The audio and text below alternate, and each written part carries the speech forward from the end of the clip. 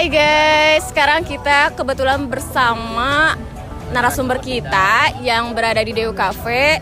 Narasumber kita kali ini adalah media sosial marketing DU Cafe. Dan sebelumnya perkenalkan, nama saya Linsa Walia dari Ilmu Komunikasi 2020. Dan saya Muhammad Faisal Azhar dari Ilmu Komunikasi Angkatan 2020. Yang akan mewawancarai langsung saja narasumber kita. Kita langsung aja kasih pertanyaan ya. Sebelumnya perkenalkan dong nama-nama kakak yang ada di sini. Hai, nama aku Swendro. Di sini aku jadi konten visualnya DU Coffee. Aku Widya, aku sebagai media sosial spesialis DU Coffee. Nah, karena kita sudah berkenalan, kita langsung saja bertanya. Sebelumnya boleh tahu nggak Kak, kenapa cafe shop ini dinamakan DU Cafe? Apakah ada filosofinya? Karena DU itu kan ada di Jalan Dipati Ukur, jadi kita namain DU Coffee biar orang juga mudah untuk mengingat tempatnya itu namanya DU Coffee gitu, seperti itu. Oke. Apa sih konsep dari DU Coffee ini yang dipakai dan konsep ini terinspirasi dari mana sih Kak? Kalau untuk konsep DU Coffee sih sebenarnya terinspirasi dari Bali sih. Kita ngambil dari tropical, terus ngambil ada nuansa sedikit minimalisnya. Dari segi bangunannya juga kalau kalian nanti lihat ya ada teksturnya sama posisi bangunannya yang begitu padat gitu. Ya minimalis, ala-ala minimalis gitu lah.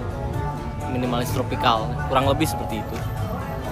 Oke, kita lanjut aja ke pertanyaan. Kalau kita lihat DU Cafe ini cukup aktif nih di media sosial Instagram. Kenapa milih platform tersebut untuk memasarkan DU Cafe tersebut? Jadi yang pertama itu karena kan di kalangan semua orang gitu, di remaja, orang tua yang masih muda gitu, banyaknya kan main Instagram. Jadi kita lebih mainkan Instagram karena tujuan kita juga untuk untuk semua kalangan gitu, si pasarnya kayak gitu, yang selalu ngebuka Instagram kayak gitu. Boleh dilanjut pertanyaan? Berapa pengaruh besar sih efektivitas media sosial Instagram sih untuk DU Coffee ini?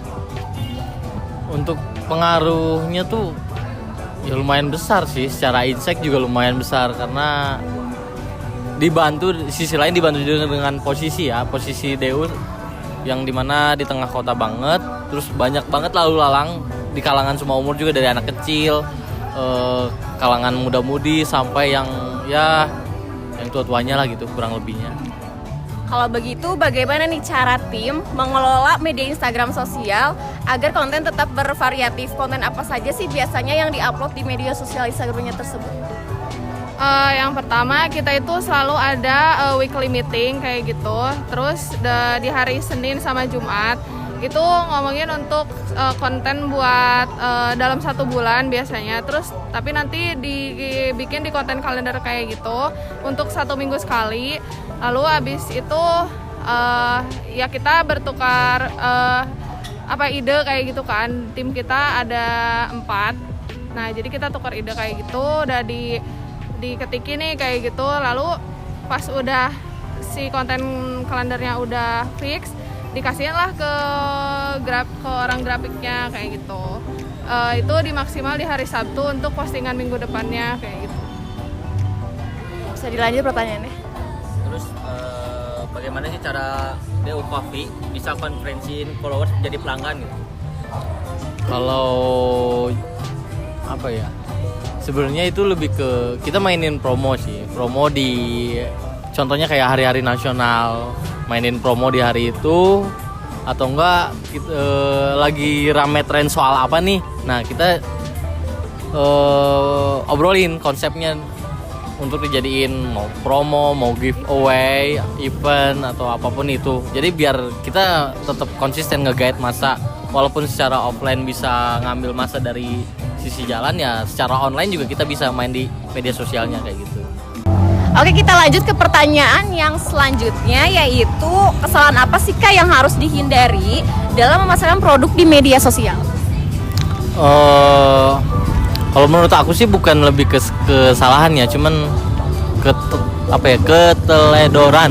Jadi ini mungkin pernah sering terjadi di setiap Airbnb mungkin ya.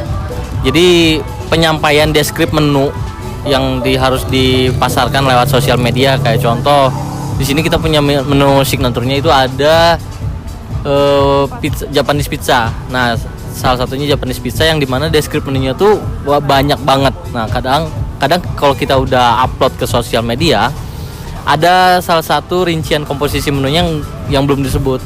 Nah, kadang itu pun menjadi satu, ya bisa jadi teledor lah antara miskom dari pihak manajemen ke orang sosial medianya, ke ya graphic design salah satunya juga kayak gitu.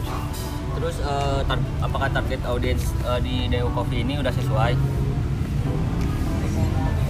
Untuk target audiens sih dulu waktu awal DU dibentuk kita rencananya pingin ngambil masa anak kuliahan, karena secara strategis posisi DU tuh ya bisa dibilang tengah banget, dan dimana ya di sisi kiri banyak kampus, ada Unisba, ada ITHB, Unpad, Unikom, apalagi ya. Oh banyak lah pokoknya. Terus di belakang sana, di belakang sono. Nah dulu tuh target awalnya adalah untuk mahasiswa. Cuman pas banget DU dibangun tahun 2020 itu tuh kejadian pandemi, awal-awal pandemi. Di situ aja udahlah, daripada kita pikirin banget harus sesuai target, ya udah semua kalangan kita masukin, semua umur. Dan alhamdulillahnya sampai sekarang 2 tahun DU Coffee berdiri, semua target ada, dari anak kecil main ke sini. Kita juga ada menu variannya, selain kopi juga ada untuk anak kecil, dari dessertnya juga ada. Terus untuk kaula muda budinya sambil nongkrong biasanya di jam sore ada untuk menu kopinya, dan ke malamnya menu makanan berat juga kita ada. Semuanya di DU Cafe ini serba ada gitu ya, complete friendly banget. Oke. Sediakan lah. Oke, sekarang kita lanjut lagi, bagaimana sih DU Cafe menanggapi komentar negatif di media sosial? Yang pertama itu pastinya kita langsung dirundingin dulu di grup sosial media, sama ada owner juga. Nanti ya pasti kan nggak boleh menanggapinnya, nggak boleh yang kita kesel juga. Sebenarnya kita kadang kesel, cuman ya kita harus tetap sopan sama mereka. Terus tuh bahasanya juga harus dijaga kayak gitu sih Kak. Jadi kita suka dapat dulu masukan dari owner, lalu ya kita langsung balas dengan ya secara halus, sopan, secara gitu. profesional. Iya betul kayak gitu sih. Terus yang kami tahu kan DU Coffee itu cuma aktif di media sosial Instagram ya. Apakah akan merambah ke media sosial lain, mungkin ke TikTok, karena minat orang ini juga seperti anak muda kan di TikTok. Kayaknya untuk sekarang sih masih di Instagram ya, nggak sampai ke TikTok ya. Ya untuk saat ini kita fokus di Instagram, walaupun ya pernah dipantau juga sih di TikTok banyak yang apa ya, kayak nge-highlight soal DU Coffee, walaupun bukan sama DU-nya sendiri aja. Berarti kayak ada food vlogger datang ke sini, Yes. emang kreatif dan datang aja inisiatif Ya. promosiin DU Cafe ini gitu ya. Betul, kita juga ya salah satunya ya ngajak orang-orang food blogger main ke sini, yang dimana dia punya akun TikTok atau mungkin dia punya reels secara aktif, ya kita lewat mereka aja gitu. Untuk saat ini kita fokus di Instagram aja dulu.